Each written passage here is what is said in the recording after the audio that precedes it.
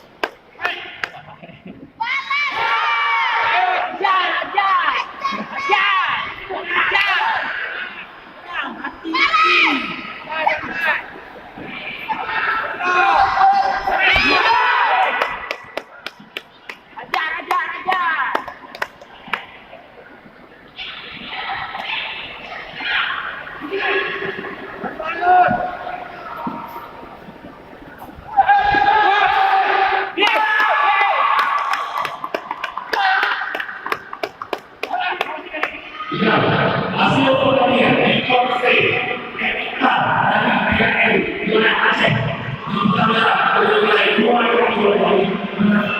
Yudi dari Aceh Barat ke wilayah Kuala dengan demikian Etika dari PKM Aceh